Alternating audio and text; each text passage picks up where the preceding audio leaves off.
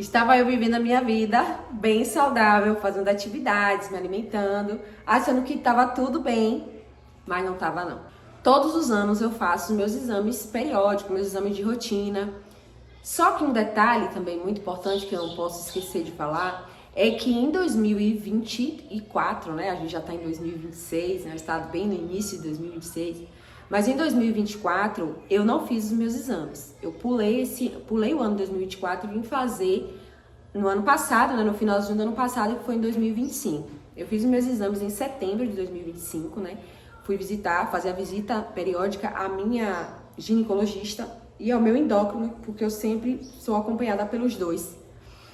E aí, a grande surpresa, quando eu fiz os meus exames no ano passado, no finalzinho do ano passado, foi que eu estava com 0,09 de ferritina, ou seja, eu estava anêmica, muito anêmica, né, com anemia profunda.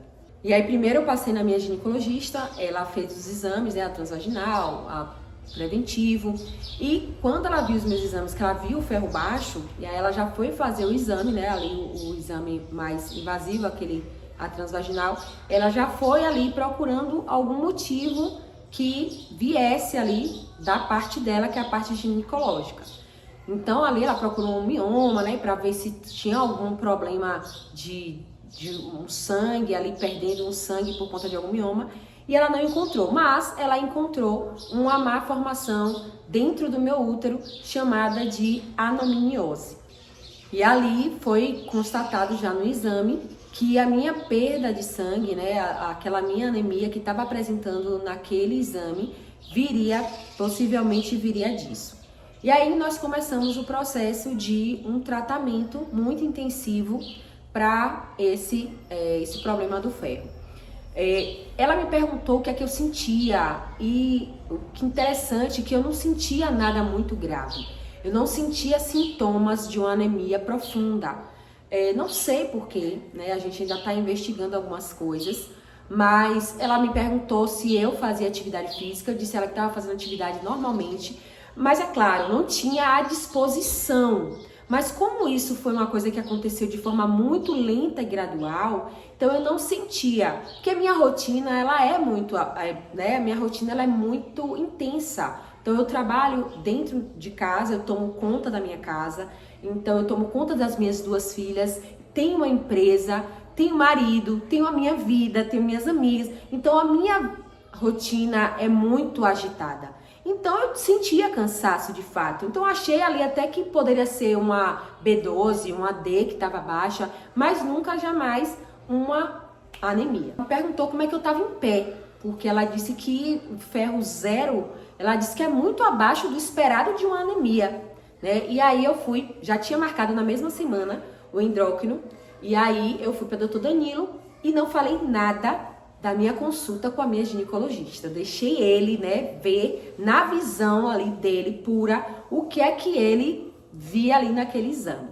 E aí na mesma semana eu levei para ele, e aí quando ele pegou os exames, a parte do colesterol, né, THL, todos os colesteróis, o bom, o ruim, tava tudo ótimo ali, beleza. Quando ele chegou na parte, né, do sangue ali, da coagulação de sangue, da ferritina, ele ficou também muito espantado.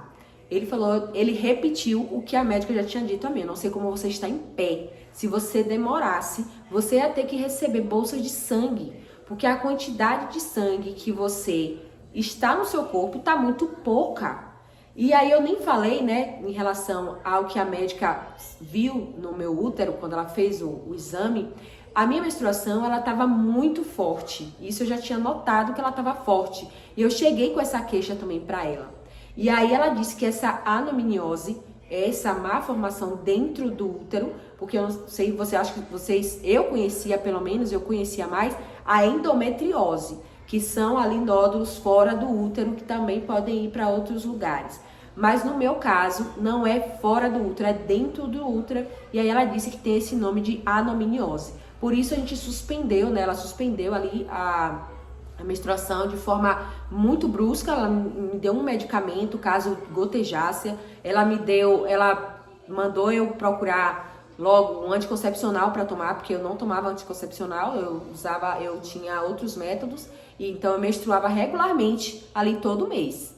E aí o endócrino falou: nossa, você tá perdendo muito sangue. Você não era para você estar treinando da forma que você treina, sem você ter um desmaio, sem você ter ali uma tontura constante. E eu falei com ele que eu não sentia isso. Não sentia tontura constante, não sentia desmaio, nunca desmaiei, nunca tive que sentar porque estava passando mal. Eu sempre treinei, agora não estava treinando da forma que eu treinava antes. Ali meu entusiasmo. E isso realmente eu senti que foi com o tempo que eu fui perdendo essa força de treinar como eu treinava antes. Mas até então, para mim, era porque estava faltando alguma vitamina e não que o meu ferro estava desse jeito. E aí ele falou que isso não era de agora. Ele falou assim, ó, pelo que tá aqui no seu exame, isso aqui não é uma coisa que aconteceu agora. É uma coisa que tá acontecendo com você há muito tempo. Então observe que a minha negligência de não ter feito meus exames em 2024 fez com que agora em 2025 eu sofresse também esse impacto maior na minha ferritina e nessa anemia. Então eu ressalto para vocês, façam os exames periodicamente, anualmente. Se o seu médico viu alguma coisa que você precisa ser acompanhada de 6 em 6 meses, faça de 6 em 6 meses. Porque o que eu tive que fazer agora, né, todo o tratamento que foi passado, não só pela minha ginecologista, mas também pelo meu endócrino, foi investimento que eu não esperava, né, na minha saúde. Não vou nem dizer assim, eu gastei dinheiro, eu investi um dinheiro para cuidar de um déficit que eu estava, um déficit muito grande. Imagine se eu descobrisse em um desmaio que eu teria que tomar a bolsa de sangue. Para mim ia ser muito pior, ia ser um susto muito maior também, não só para mim, mas para minha família também. A gente começou o tratamento, e o tratamento foi como, né? Depois que o endócrino falou tudo, né, que ele tinha que falar, eu ainda cheguei com a queixa falando que eu treinava muito e eu tava perdendo muito peso. Não sei se vocês lembram, né? Quem já é aqui meu seguidor e tá aqui ouvindo esse vídeo, já viu eu falando que eu não gosto de ser magra, ser tão magra como eu estava antes. Inclusive agora nesse vídeo eu já ganhei 3,5 kg, quase 4 quilos depois do tratamento.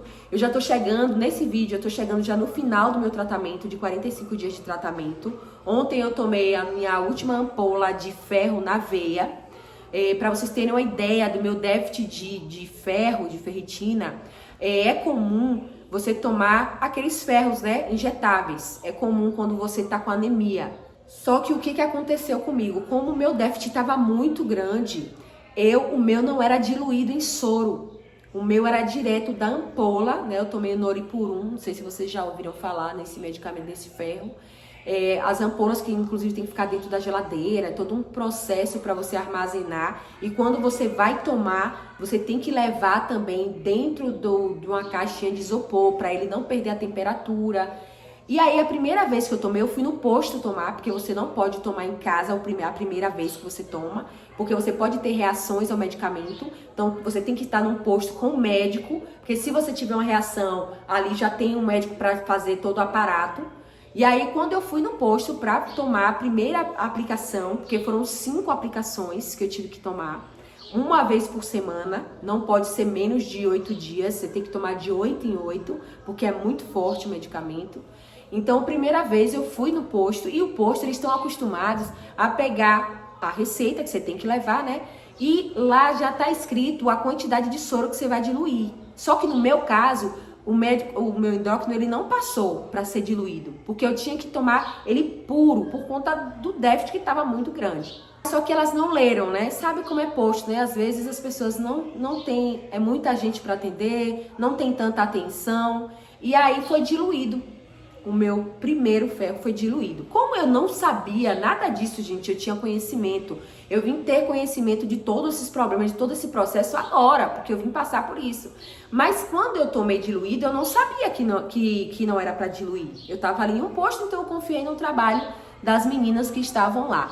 E quando foi na segunda vez, depois de 8 dias que eu fui tomar novamente a ferritina, a enfermeira, porque eu entrei em contato com a enfermeira para não ficar indo no posto toda vez, né, para ser exposta, como a minha imunidade também já estava muito baixa, Na verdade, estava tudo baixo. A minha D estava baixa, a minha B estava baixa, a minha testosterona estava baixa.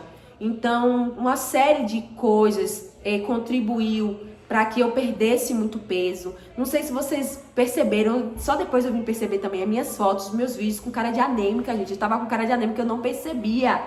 E assim, até hoje eu ainda tenho isso aqui muito fundo, escuro, porque eu também não sei ainda como é que tá. Eu tô terminando o tratamento ainda, então eu ainda estou em fase de tratamento, né? Mas eu já vejo melhora não só no meu condicionamento físico, na minha disposição, né? Mas também no meu corpo eu consigo ver uma diferença. Então eu chamei uma enfermeira para ela me aplicar em casa, né? Eu pesquisei em outros consultórios particulares para ver se eu podia ir tomando e fazendo esse tratamento em outro ambiente que não me deixasse tão exposta a outras doenças, né? Para eu não pegar nada, enfim. E aí eu comecei a vir, uma enfermeira começou a vir aqui em casa e toda sexta-feira eu tomava com ela. Aí na primeira vez que ela veio me dar aqui em casa, ela olhou a minha receita e aí eu perguntei a ela como é que a gente ia pendurar a bolsa. Aí ela falou assim, mas o seu não precisa de bolsa, o seu não é diluído, o seu é da ampola direto na sua veia.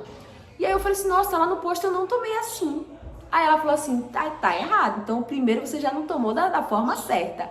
Mas aí, né, tá na mão de Deus. E as outras 4 que ela me aplicou foi da forma correta, foi na veia. Não tomo só a ferritina, eu tô tomando também medicamentos injetáveis também aqui intramuscular, de 3 em 3 dias.